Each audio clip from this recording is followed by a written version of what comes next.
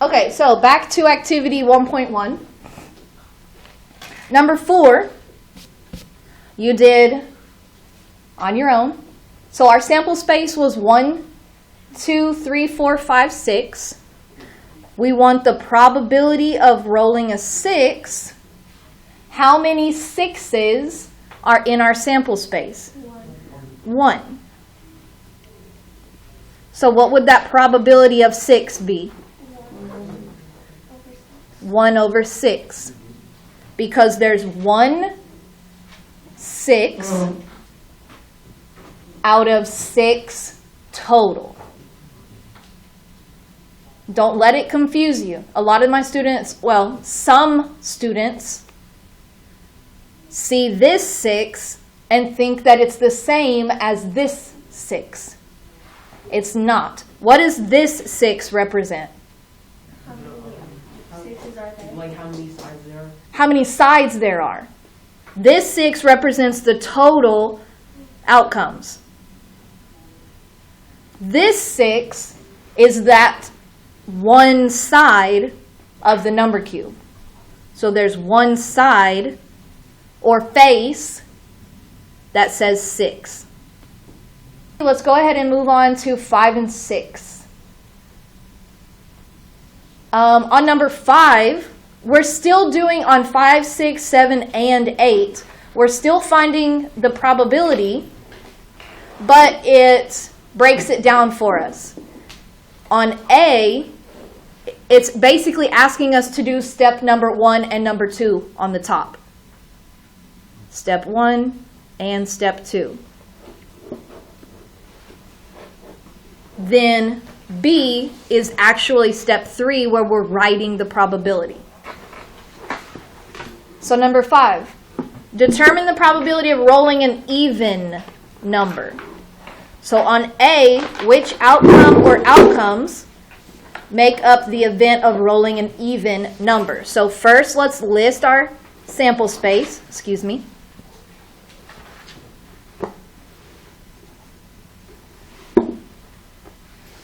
So our sample space, the number cube could land on a 1, a 2, a 3, a 4, a 5, or a 6 if we were to roll it.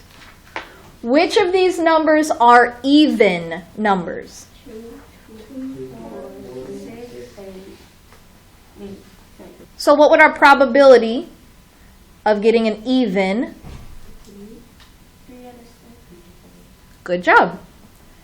3 out of 6, or 3/6. Because there are 3 even numbers out of 6 total numbers.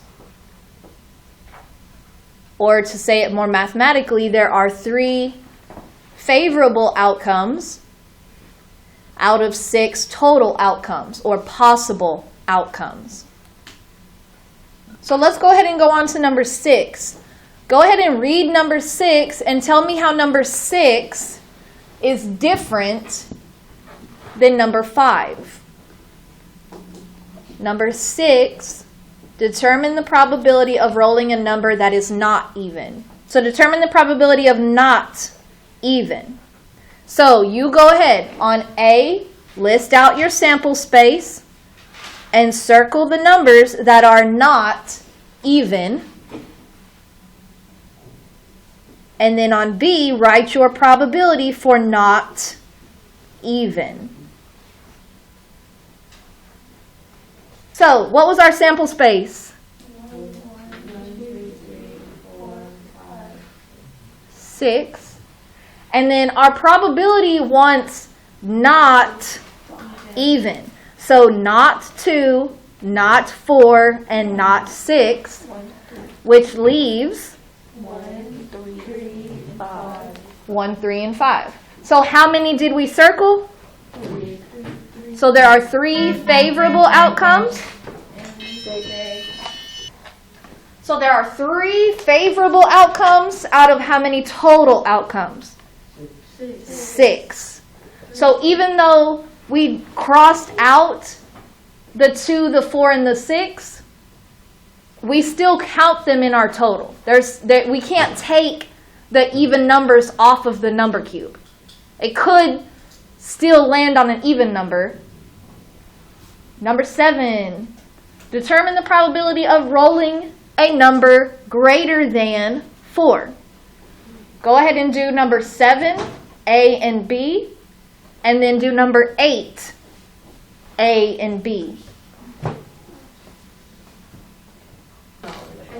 Okay, so let's talk about number 7 before we get into our number 8 debate.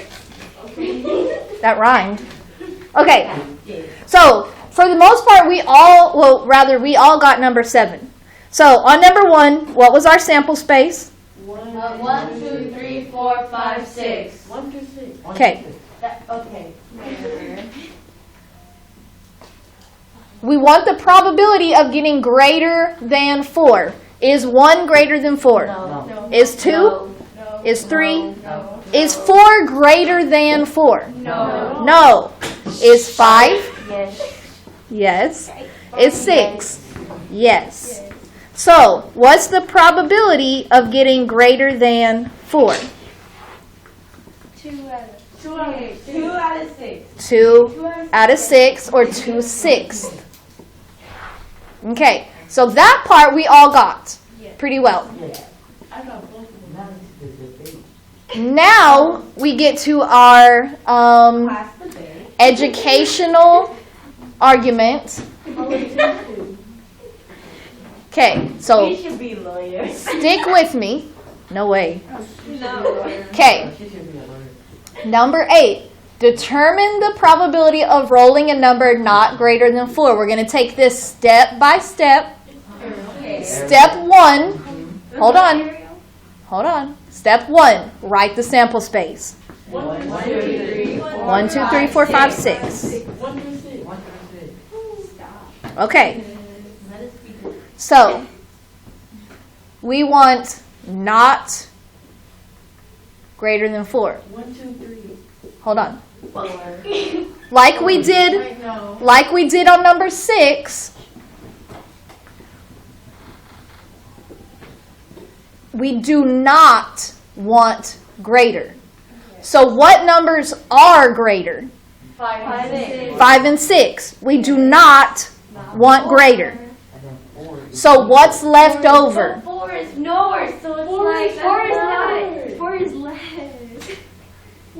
Man, 4 is 4 is just equal to 4. Okay. But where in the problem does it as equal? It says more than. 5 is more than 4. You know, okay, Okay, so let me say what the argument is. Some of us are saying that 4 is equal to 4, and nowhere in the problem does it say equal to 4. You are right, it doesn't say equal to 4. But it does say greater than. not greater. So this is why, hold on.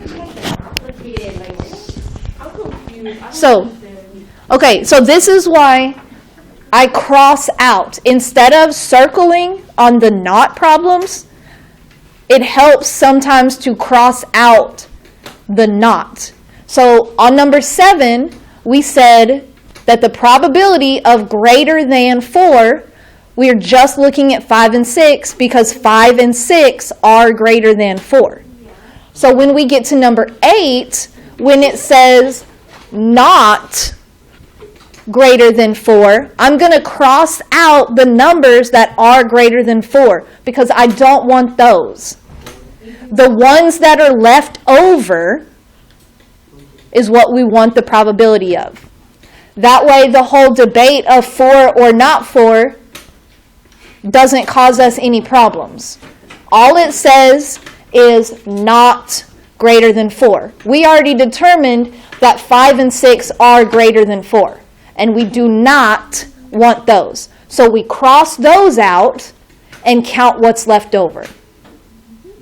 So what is left over? How many are left over? 1, 2, 3, 4. What she's trying to say is that 4 is technically 4, so it's still, but those two numbers are greater than 4, so 4 still counts as, because it's 4. Yes. Exactly. What? Oh, okay. Oh my god. 4 is 4 and it's less than 5 and 6. But 3 is before is equals to 4 is less than Oh, it 5 says and not 6. greater than 4. So look, if it says not greater, it doesn't say it has to be less than. It just says not greater. Yes. Oh, okay. Right. Now. Yes.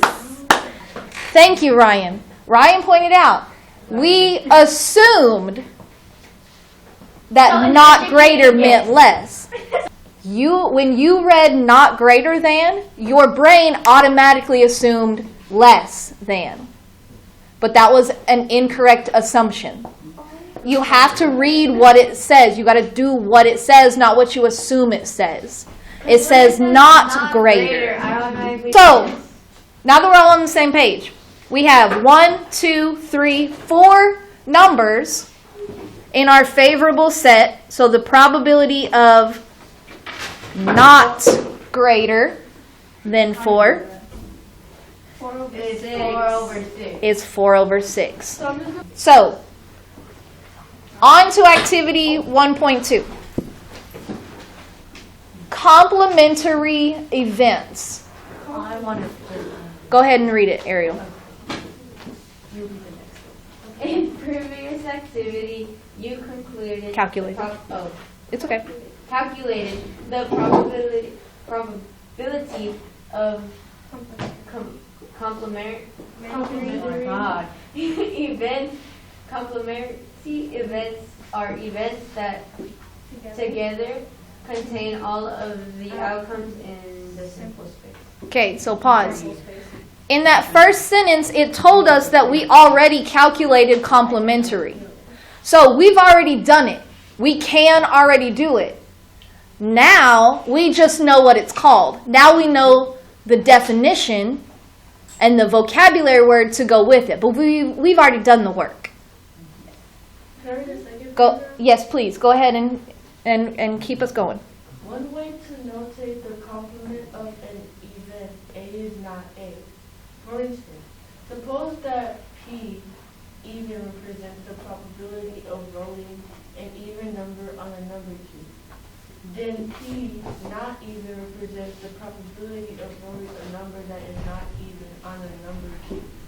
So those two pairs, the probability of getting something and the probability of not getting that something, we call those complements.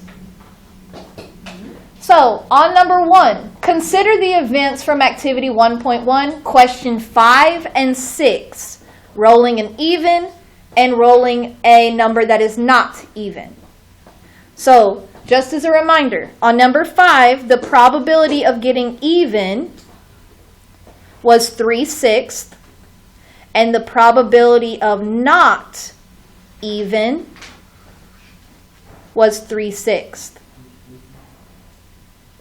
What do you notice about the sum of the probabilities of these two complementary events? They're both the They same. both have 3. So you noticed a comparison between the two. You noticed that they are the same. But our question says, what do you notice about the sum of their probabilities? What does the word sum mean? The total. The total, or what operation? Addition. Addition. So take these two probabilities, 3/6 and 3/6, and add them together. It's 6/6, Equals 1 whole. which is 1 whole. So we notice that that one is 1 whole. That's interesting. Let's keep moving. Consider the events from activity 1.1, questions 7 and 8. Remember, the probability of getting greater than 4 was 2/6. Sorry, thank you. And the probability of not greater than 4 was 4/6.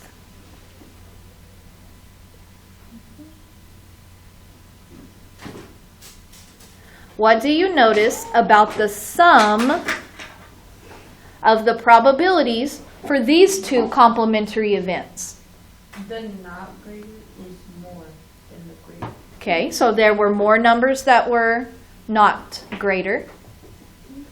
So you have a higher chance of getting not 4. And the sums are very close. Well, let's see. 2/6, sum means to add. So what's that? 10. It's still 6, 6. 10. It's still a whole. Yeah, it's still a whole. It's still a whole. Yeah. So what conclusion can we make on number 3 on the next page about complementary probabilities? They'll always end in one word. Or like a whole. There's one vocabulary word that I'm missing in your sentence. Oh. They all add up to the They same all sum. sum up Yeah. to one whole. Yeah. Underline this bubble. Complements are events that add up to one complete whole. So, write your conclusion on number 3.